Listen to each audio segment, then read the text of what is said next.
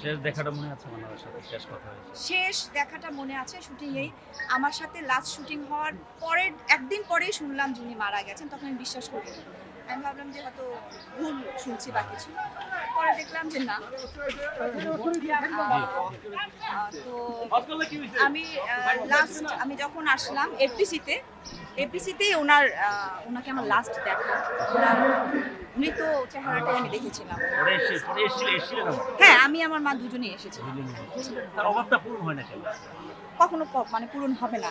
যার যার জায়গায় সে সেই থাকতে পারে, কারো জায়গা কেউ কখনো নিতে পারে না। যেমন সালমান শাহর জায়গা কেউ নিতে পারবে না, মান্না ভাইয়ের জায়গা কেউ নিতে পারবে না, আমার মার জায়গা কেউ নিতে পারবে না, শাবানা আন্টির জায়গা কেউ নিতে পারবে না। তো যার যার জায়গায় সেই সেই থাকবে। নির্বাচনে ভোট দিয়েছেন, হ্যাঁ, দিয়েছি। কেমন লাগছে? খুবই ভালো লাগলো ভোট দিয়ে। উপস্থিতি কেমন ছিল? ভালো, আমার তো মানে মনে হলো যে এবারের নির্বাচনের উপস্থিতিটা আমার কাছে ভালো লাগছে। কোনো জ্ঞানজাম মনে হচ্ছে না। হ্যাঁ, নিরিবিলি চুপচাপ গিয়ে ভোট দিয়ে আসলাম, কোনো সমস্যাই হয় না। আপা একটা প্রশ্ন, যে আপনি দীর্ঘদিন ধরে এই ইন্ডাস্ট্রিতে কাজ করছেন, এই পথ চলায় কি কি পরিবর্তন আসলে এই আপনার এই ক্যারিয়ারে দেখতে পেলেন, বা হচ্ছে সামনে কি আসবে? আমি এখনো কোনো পরিবর্তন দেখতে পাইনি। আমি পরিবর্তন দেখতে চাই। আমার মনে হয় যে ভালো ভালো ছবি আসুক। একটা দুটা ভালো ছবি দিয়ে তো আর ফিল্ম ইন্ডাস্ট্রি চলবে না। ভালো ছবি হতে হবে। এখন তো এফডিসিতে আসলে দেখা যায় যে মানে পুরা খালি অন্ধকার। হ্যাঁ, অন্ধকারটা দেখতে চাই না। আসলে আলো ঝলমল করবে এফডিসি, হাসি খুশি থাকবে সবাই। আমি এটাই চাই। তো এইখানে আসলে চলচ্চিত্র শিল্পী সমিতির মানে কি করতে পারে বলে আপনার মনে হয়? যে অনেক কিছুই করতে পারে, অনেক কিছু পরিবর্তন করার আছে। হ্যাঁ, যেমন আমাদের আসলে আমি একটা কথা বলতে চাই। আমার মনে হয় যে যারা শিল্পী সমিতিতে আসবে তাদের সব কিছুর সাথে আরেকটা জিনিস মেনটেন করা উচিত। সিনেমার নায়িকা হলেই যে মানে অশ্লীল পোশাক পরে এফডিসিতে ঢোকা বা এইগুলো আসলে মেনটেন করা উচিত। হ্যাঁ, যে এফডিসির গেট দিয়ে যখন ঢোকে লোকজনটা থাকেই এখানে, সিনেমার চরিত্রের প্রয়োজনে সে পোশাকটা পরুক, কোনো সমস্যা নাই। বাট নর্মালি যখন ঢুকবে তখন আমার কাছে মনে হয় দেখতে যেন বাজে না লাগে, খারাপ না লাগে, বা নিজেই কাছে যেন লজ্জা না লাগে।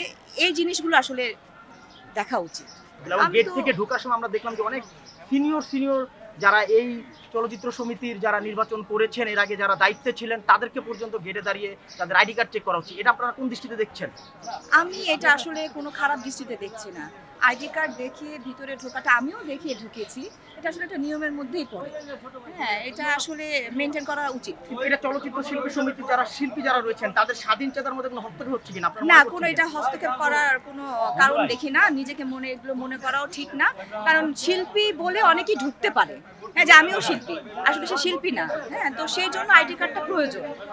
কিন্তু আমরা দেখেছি এই চলচ্চিত্র শিল্পী সমিতির সাবেক অনেক নেতা রয়েছেন যারা বাংলাদেশের অনেক নামকরা নায়ক, তারা এই বিষয়টিতে পদক্ষেপ নেওয়ার জন্য তারা বলেছিল, কিন্তু এই ব্যাপারে পদক্ষেপ নেওয়া হয়নি। এটা এটা এটা কোন না, দৃষ্টিতে? আমার কাছে মনে হয় এটা ঠিক আছে। হ্যাঁ, কিন্তু একটা জিনিস আমার কাছে ভালো লাগে নাই, সেটা হচ্ছে যে পরিচালক, প্রযোজক, অনেক জার্নালিস্ট ওনারা কেন আসতে পারবে না? শিল্পী সমিতি নির্বাচনে কেন আসতে পারবে না? ওনাদের ভূমিকা অনেক বেশি, কেন আসবে না? আমরা সবাই তো এক, তাই না? ওনারাও তো এখানকার, আপনারা যেমন হ্যাঁ আসছেন, এরকম অনেকে কিন্তু আসতে পারেনি। হ্যাঁ, তো আমার মনে হয় সাংবাদিকদের জন্য, পরিচালক বা তা প্রযোজক, ওনাদের জন্য এটা ওপেন রাখা দরকার।